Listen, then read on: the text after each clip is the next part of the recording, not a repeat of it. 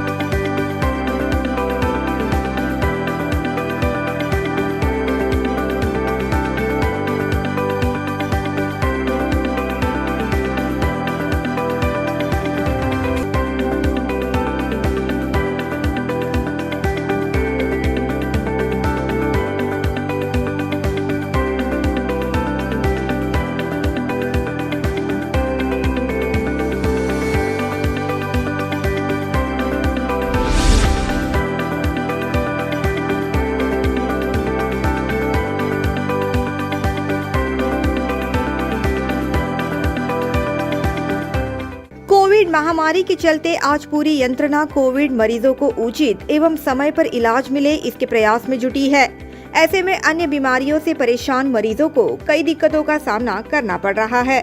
मगर इसी बीच नवी मुंबई के cancer specialist doctor Rajesh Patel Navi Mumbai के आरोग्य यंत्रणा को एक अलग मकाम पर ले जाने के प्रयास में जुटे हैं। Doctor Rajesh Patel cancer specialist है एवं सीउट स्थित RH क्लिनिक के संस्थापक एवं व्यवस्थापकीय संचालक भी हैं।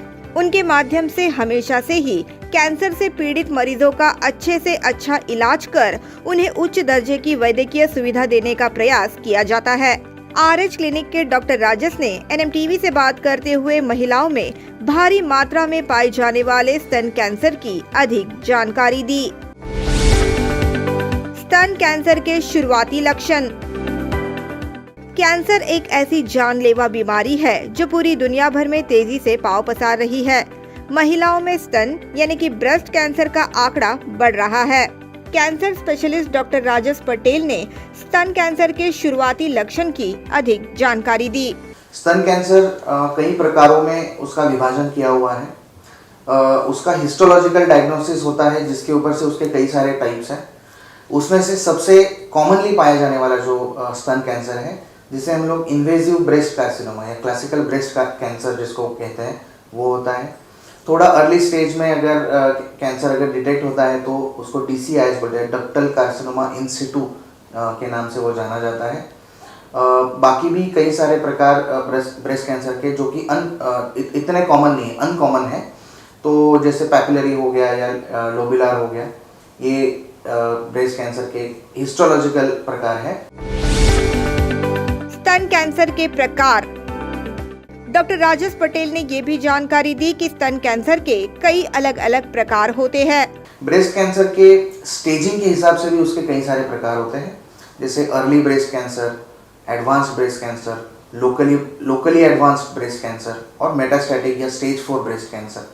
तो बेसिकली जब ब्रेस्ट कैंसर ब्रेस्ट के अंदर ही है, वो कहीं बाहर नहीं फैला हुआ है, तो उसको अर्ली स्टेज ब्रेस्ट कैंसर कहा जाता है।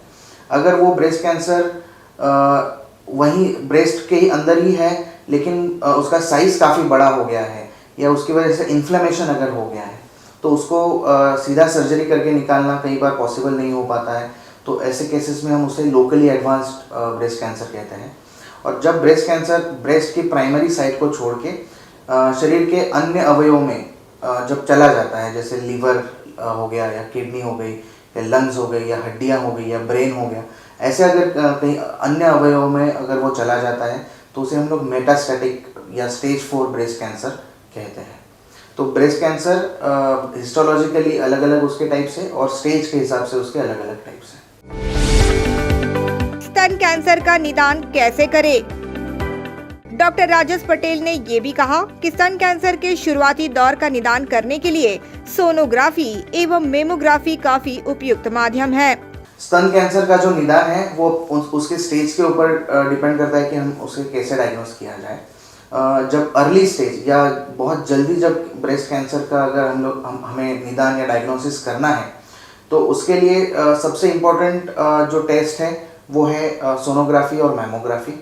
तो स्तन की सोनोग्राफी और मैमोग्राफी जब हम लोग करते हैं तो उसमें छोटी सी गांठ या कोई लिम्फ नोड अपने एक्जिला में अगर कोई मिलता है तो उसको हम लोग बायोप्सी करते हैं। बायोप्सी का मतलब है उस गांठ में से एक छोटा सा टुकड़ा निकाल के हम लोग लैब में उसे भेजते हैं और लैब में से उसका फिर डायग्नोसिस आता है और फिर प्रूव होता है कि हाँ ये ब्रेस्ट कैंसर है। लेकिन अगर ब्रेस्ट कैंसर स्टेज 4 या मेटास्टैटिक स्टेज में है तो फिर हमें जहाँ भी वो फैला है, जैसे अगर लिवर में गया है या नेक में उसके कुछ लिम्फ नोड्स में अगर वो फैला है तो वहाँ से भी हम लोग उसका बायोप्सी करके उसका निदान कर सकते हैं। तो मैमोग्राफी हो गया या सोनो मैमो हो गया, ये हमें डायरेक्शन देंगे कि हाँ कहीं कुछ गांठ है या नहीं है। बट उस कैंसर को अगर हमें प्रूफ करना है कि हाँ 100% ये ब्रेस्ट कैंसर ही है, तो उसके लिए सबसे अच्छी और सबसे 100% प्रूफ करने वाली जो टेस्ट है उसे हम लोग बायोप्सी एंड फिर उसका हिस्टोपैथोलॉजी, ये उसकी 100% प्रूफ होता है कि ये ब्रेस्ट कैंसर है। RH क्लिनिक में स्तन कैंसर का इलाज। डॉक्टर राजस पटेल ने कहा कि RH क्लिनिक में स्तन कैंसर को लेकर कई थेरेपीज उपलब्ध है, जिसके माध्यम से मरीजों का अच्छे से अच्छे तरीके से इलाज करने का प्रयास किया जाता है। RH क्लिनिक में ब्रेस्ट कैंसर के लिए हमारे पास बेसिकली कीमोथेरेपी है, हार्मोनल थेरेपी है, टारगेटेड थेरेपी भी है और इम्यूनोथेरेपी भी अवेलेबल है।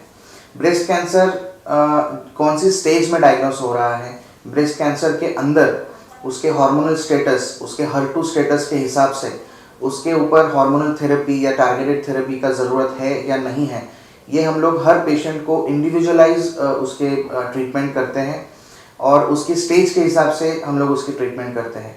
अगर कोई ब्रेस्ट कैंसर का पेशेंट है जिसका ऑपरेशन हो चुका है तो उसे ऑपरेशन के बाद, जो ऑपरेशन के टाइम पे पूरी गांठ निकलती है, उस गांठ के ऊपर लैब में कई सारी स्टडीज़ की जाती हैं और उसके हिसाब से उसको ऑपरेशन के बाद कौन सी ट्रीटमेंट देनी चाहिए, इसका हम लोग डिसीजन ले पाते हैं।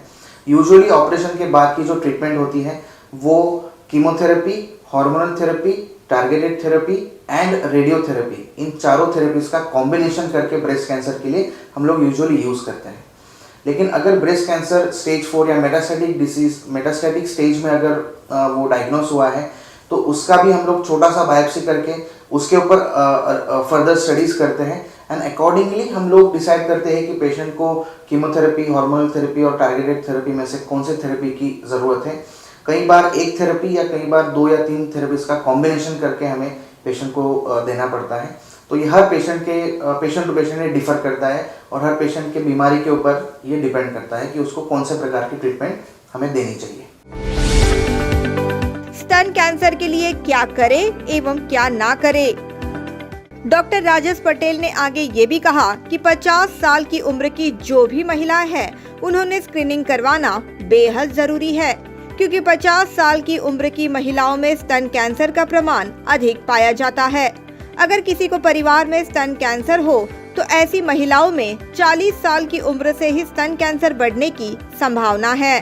स्तन कैंसर के लिए क्या करें, तो इसके लिए मैं आपको बोलूँगा कि हमें जो भी घर में जो महिला है जिनकी उम्र 50 साल से ज़्यादा है उनकी स्क्रीनिंग शुरू करवानी चाहिए।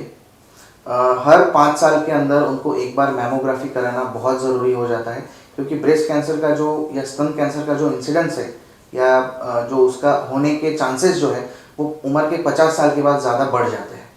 बट अगर किसी के घर में या किसी महिला को फैमिली हिस्ट्री है, अगर ब्रेस्ट कैंसर की फैमिली हिस्ट्री है, जैसे उनकी बहन को या मम्मी को या मासी को या घर में और किसी को, दादी या नानी को अगर ब्रेस्ट कैंसर की हिस्ट्री है, तो उन्हें ये स्क्रीनिंग उम्र के 40 साल से, मतलब 10 साल पहले से उनको ये स्क्रीनिंग शुरू करवाना बहुत ज़रूरी हो जाता है। क्योंकि जिनको फैमिली हिस्ट्री है उनमें ये ब्रेस्ट कैंसर होने के चांसेस ज़्यादा हैं, उनमें ये ब्रेस्ट कैंसर अर्ली एज में होने के चांसेस भी ज़्यादा रहते हैं।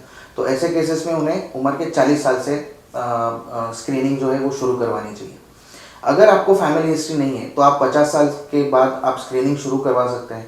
और ब्रेस्ट कैंसर कॉज करने वाले जितने भी चीज़ें हैं वो क्या क्या है वो हम लोग देख लेते हैं। पहली चीज़ है अल्कोहल कंजम्पशन, सेकेंड चीज़ है स्मोकिंग, थर्ड चीज़ है ओबेसिटी, फोर्थ चीज़ है जो महिलाएं फैमिली प्लानिंग के लिए जो टैबलेट्स लेते हैं, पिल्स लेते हैं फैमिली में, ओसी पिल्स जिसको ओरल कॉन्ट्रासेप्टिव पिल्स जिसे हम लोग कहते हैं, उसका जो महिला ज़्यादा लॉन्ग टर्म के लिए जिनका यूज़ होता है, तो ये सब महिलाएं ब्रेस्ट कैंसर के लिए हाई रिस्क मानी जाती है। तो ऐसे हाई रिस्क पेशेंट्स को ये सब लाइफस्टाइल मॉडिफिकेशन करने ज़रूरी है। जिन महिलाओं की शादी नहीं हुई है या जिन महिलाओं को कभी आज तक बच्चे नहीं हुए हैं, वो महिलाएं भी ब्रेस्ट कैंसर के लिए हाई रिस्क मानी जाती है। तो ऐसे सब महिलाओं के लिए lifestyle modification is very important. Alcohol consumption, smoking consumption बंद करना है। कुछ ना कुछ प्रकार का exercise on a daily basis करना बहुत ज़रूरी है।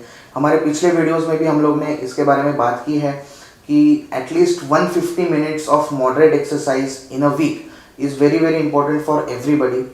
सो एक्सरसाइज करना है, अल्कोहल और स्मोकिंग से दूर रहना है, डाइट मॉडिफिकेशन करना है एंड अगर आप ओसी पिल्स ले रहे हो तो उसको आप जल्दी से जल्दी बंद करके some other form of contraceptive पे आपको शिफ्ट करना है।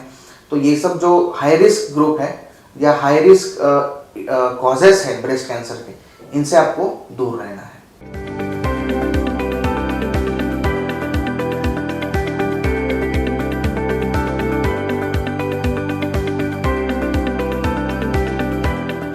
Bureau report, NMTV news.